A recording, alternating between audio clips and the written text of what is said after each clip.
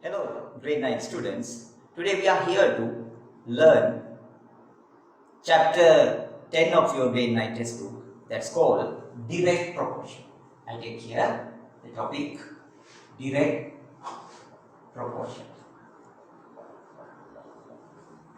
And to define this direct proportion, I take this example. You can see here certain number of books, and I take the price of books there. Then if you think price of one book as 30 rupees, these all are rupees, so 30. Then price of two books will be 60. Price of three books, then 90, and four books will be 120 rupees. So this way the number of books and corresponding prices are given here. Now I want to get a special relationship. So I take here ratio of number of books. Then I take the ratio of corresponding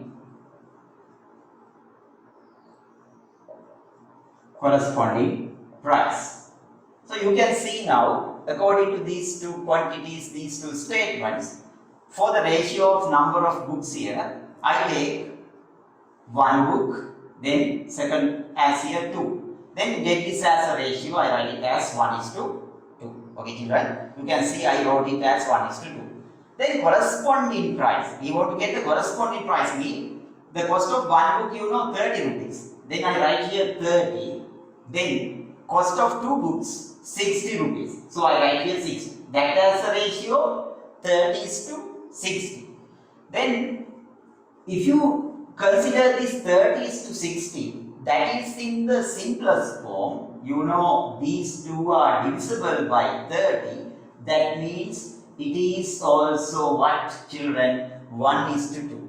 Then we can now relate these two quantities. So I write it here. I write now this, children, ratio of number of books, then we can equate with ratio of corresponding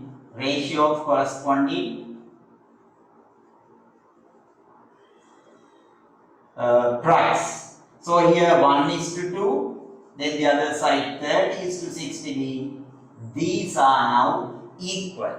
Then the special thing here, you can see one book and two books. So cost of one book you can see 30 rupees and cost of two books you can see corresponding term 60.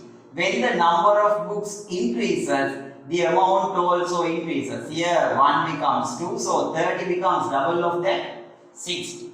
That relation can be considered now as what? Direct proportion.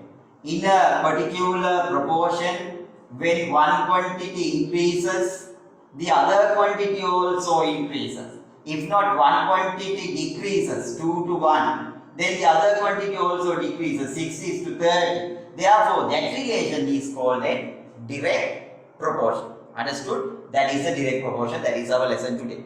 Right.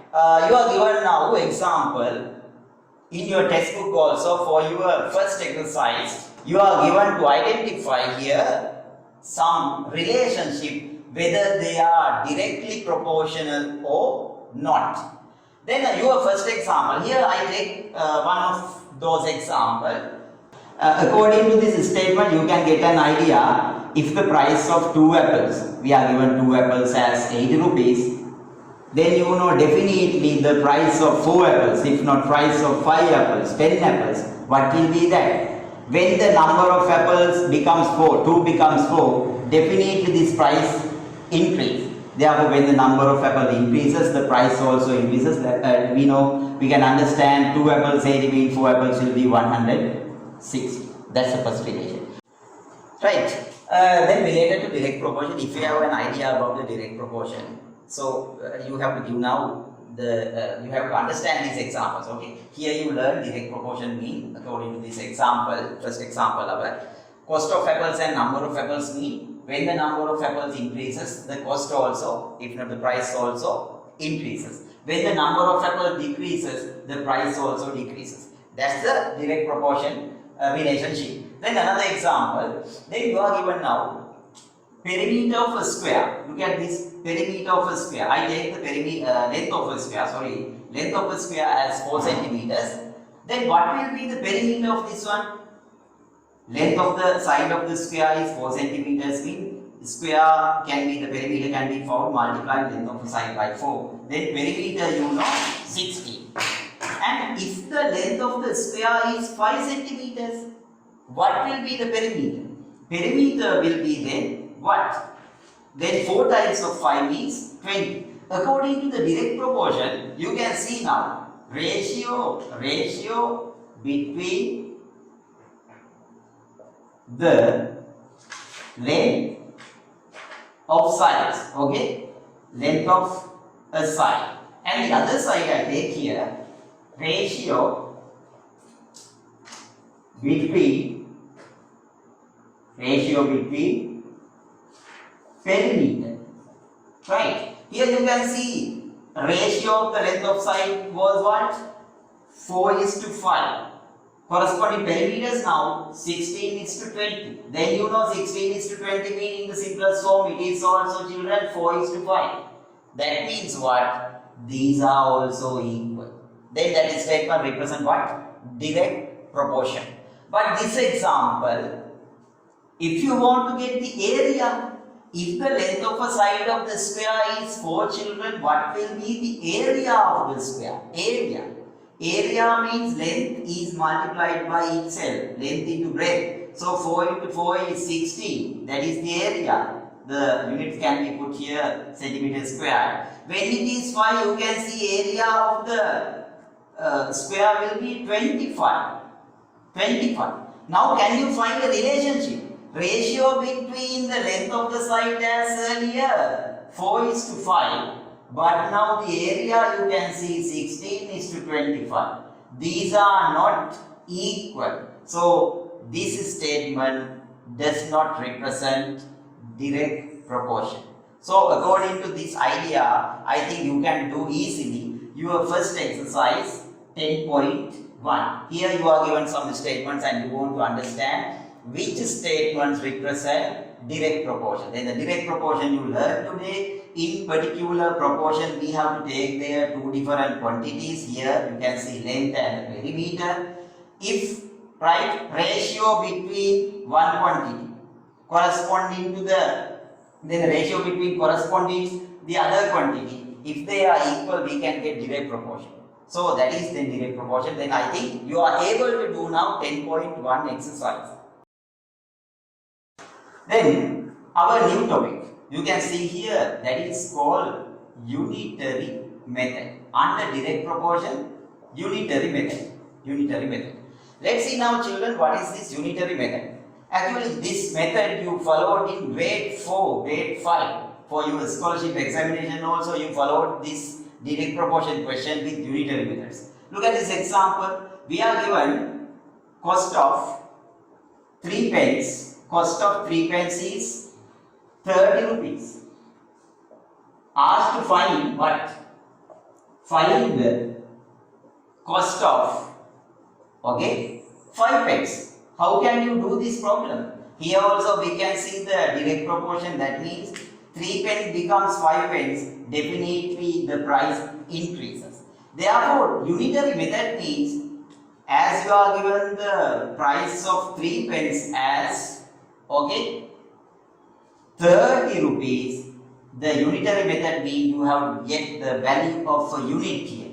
Unit means here the price of 1 penny. What is then children price of 1 penny? As 3 pence costs 30, 1 penny will be, we divide 30 by 3 is 10 rupees. Very simple, 10 rupees. Then according to this one, you can find now what? The cost of 5 pence. So what will be then the cost of 5 pence? It is very simple. Price of 1 pen 10 rupees means 10 is multiplied by 5. So answer 50 rupees. Very simple. This method is called unitary. In this relationship, in this quantities, you can say by finding the quantity of one, if not quantity of a unit, we can get the other quantity that we need to find here easily. This is our second method, the first method related to direct proportion. That is called, children, unitary method. Then you are able to do the questions in 10.2 exercise in your textbook very easily now.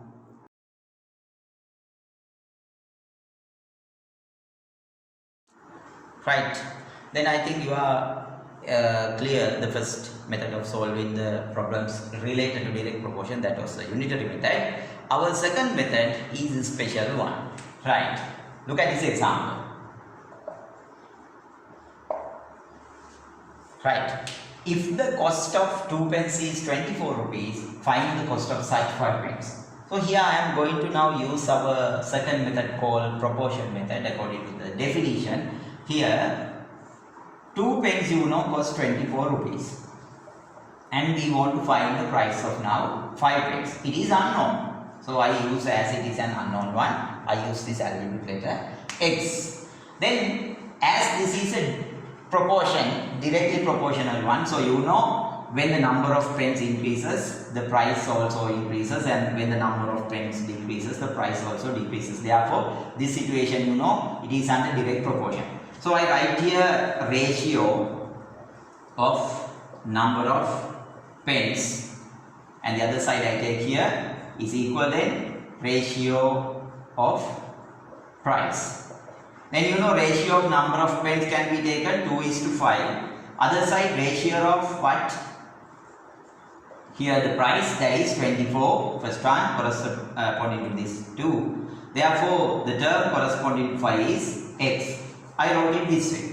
Then as you followed the thing in grade 6, that is called, children, equivalent ratios. When you are given a certain ratio like 2:5, so we can write equivalent ratios by multiplying as well as dividing these two quantities by the same value. If you multiply both by the same value, you can see 8:20 is equivalent to this one. Multiplying 2 and 5 by 7, you can get 14:35.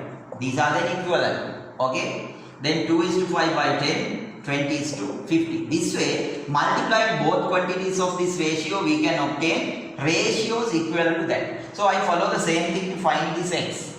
That is, I form this 24 multiplied 2 by 12. So I want to do the same thing to find x here. So 5 is multiplied by 12. Therefore, x can be taken then, children, 5 into 12. What is then? It is 5 into 12, 60.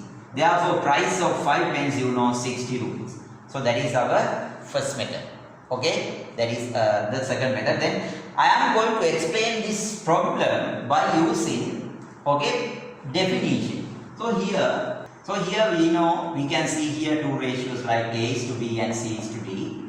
Then this ratio, we can remove the ratio from this one by applying this relationship.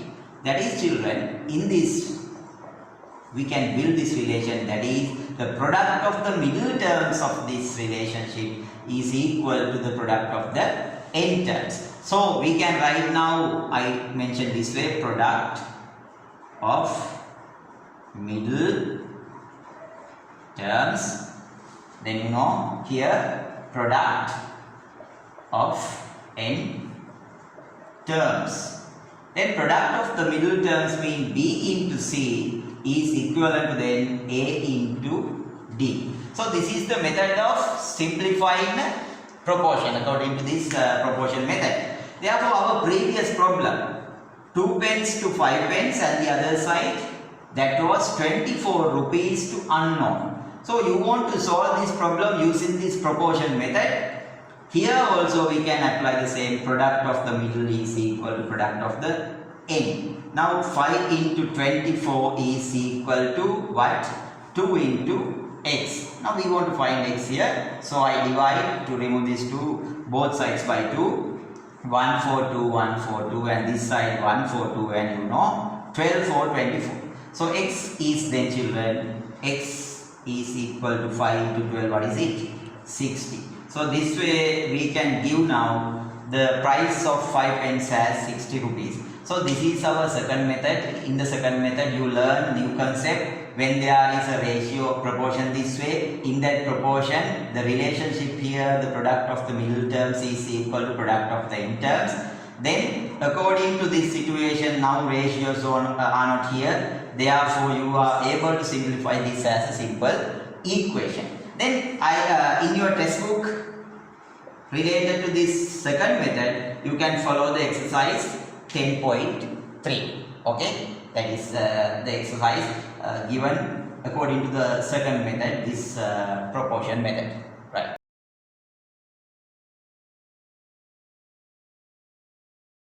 Okay, right children. Now we are going to learn our last method of finding, okay, the problems related to direct proportion. That is called what? Algebraic method. Algebraic method. That's our last method. Actually, this is not very useful. Easily we can do these problems under the first two methods, the unitary method and the proportion method. Here we are introduced here this method that is called algebraic method. So let's see how to do this one by taking here algebraic terms. Then I take this example. Here I take number of pens and price of pens, right? You can see here I take one pen as 12 rupees. Therefore 2 pens, you know, 2 times of 12, 24 rupees, and 3 pens will be 36 rupees, and 4 pens will be 48 rupees.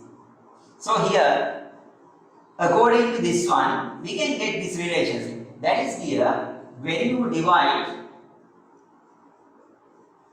okay, amount spent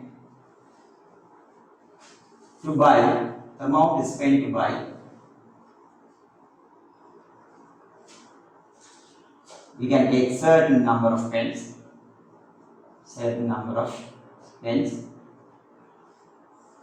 and corresponding number of pens. You can see what is this? Amount is spent to buy, okay, a certain number of pens and corresponding number of pens.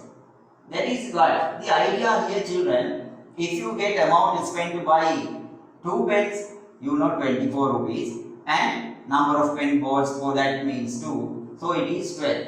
If you spend 36 rupees, you can buy here 3 pens, so it is also what, children? 12. Then this way 48 is divided by 4, also you can see 12. So this value is then constant, okay, constant value, that is constant. Therefore we can get a relationship. For the, okay, we can get here this relationship, children. That is, for the amount I take here y term, and for the corresponding number of terms I take here x, and as we get always related to this one the same value, it is constant, then I take here k as the constant term. Okay, then this is the relationship given under this algebraic method. Right, let's see now how to apply this algebraic method to get the answer for a given problem. Right, then this is the relationship. Here we are given, children, if the cost of 3 books, is 150 rupees, okay, asked to find the cost of 5 books. I take a simple example. Then you know, here y represent, here this is the relation y of x is equal to k. Now according to the given data, you want to fill in this, okay. So what is this y? Y means, you can see, amount is spent to buy certain number of books. Then 3 books cost 150 mean amount fee is spent to buy certain number of books 150 mean the number of books we can buy here 3. Therefore, you can obtain now k. What is k then? K will be now 50. actually children, this K represent what? According to our unitary method, the price of one book represented by this K. That is represented by this K. Now as you know K, you are asked to find now what? 5 books. Cost of 5 books. Now Y over X represent here number of books. So I apply now 5 for what? X. And K you know 50. K you know 50. Therefore children, Y is equal to get here Y isolated, as this is a division, we multiply both sides by 5. You can see now Y will be 250 rupees. Can you understand? Always you want to use this relationship to do the problems under the algebraic method. So here K represent constant value. If not, this is the what? The value of a unit. So here Y represent the amount, okay, and X represent the number of terms corresponding to that amount, and dividing that amount by the number of terms, you can find the constant value. It is like what? The unit value. Therefore, using these algebraic terms, by applying the terms according to the given problem, we can get the answer. Okay, that is our last method, that is called the algebraic method. Then the problems are given in your 10.4 exercise related to algebraic method. So observing these things, okay, you can do those problems easily.